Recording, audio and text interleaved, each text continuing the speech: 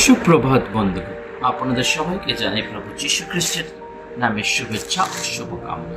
আসুন দেখি ঈশ্বর তার পবিত্র শাস্ত্র বাইবেল থেকে আজ প্রাতকাল আমাদের কি বলতে চান। আজ এই প্রাতকালীন অধ্যয়নের জন্য আমরা বের করবো মতি লিখিত সুসমাচার তার 10 অধ্যায় 8।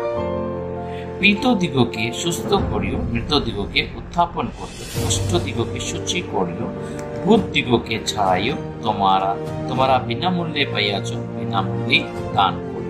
ঈশ্বর তার শুদ্ধ বাক্যে আমাদের সকলকে আশীর্বাদ করুন।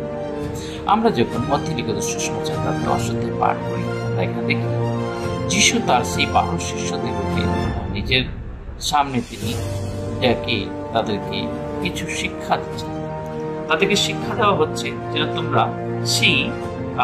সেই যে লোক যারা আছে তাদের কাছে যেও না, পরজাতিগণের পথে যায় না, সমরদের কোন নগরে প্রবেশ করো না, বরং ইসরায়েল কুলের হারানো মেষগণের কাছে যাও।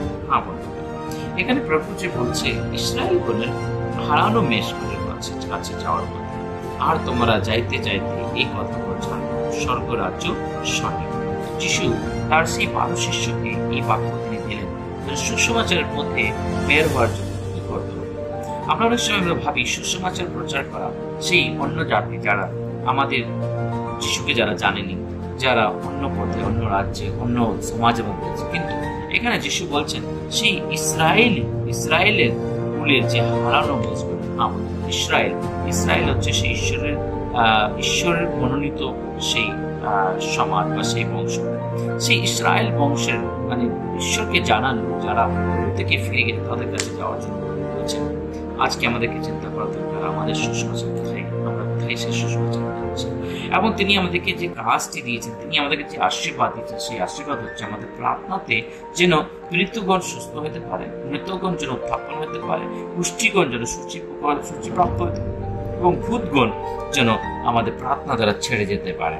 এবং প্রভু এখানে কথা বলছে, কারণ এই সমস্ত যে তালন্ত বা যে এই সমস্ত অভিষেক প্রভু আমাদেরকে দিয়েছেন বিনামূল্যে, তার জন্য আমরা কিছুই দিইনি, কিন্তু শুধু আমরা আমাদের জীবনকে সমর্পণ করেছি, প্রভুর পথে চলা শুরু করেছি। প্রভু আমাদেরকে সেই শক্তিগুলো দিয়েছে। সেই শক্তিগুলো যখন আমরা বিনামূল্যে পেয়েছি, তাই প্রভু শিখাচ্ছে যেন সেইটা আমরা বিনামূল্যে সকলের কাছে দান করতে পারি। আসুন আমরা সেই ঈশ্বরের প্রভু যিশুর সেই সুসমাচার নিয়ে যেন এই পৃথিবীতে আমরা যেন অগ্রে যেতে পারি, কারণ সময় সন্নিকট, প্রভুর আগমন নিকটে আসছে। তাই প্রভুর বাক্য প্রচার করা খুবই প্রয়োজন। আসুন আমরা মিলে একটি প্রণ নিই যেন আমরা সকলেই প্রভুর বাক্য নিয়ে যেন প্রত্যেকটা ঘরে ঘরে যেন যেতে পারি, বিশেষ আমাদের পরিবারের মধ্যে, আমাদের লোকের মধ্যে সেই সুসমাচার দিতে পারি। আসুন আমরা আমাদের জীবনকে প্রভুত্বের সমর্পণ করে প্রার্থনা করি। পবিত্র বাহিনী সদা প্রভু তোমায় ধন্যবাদ করি।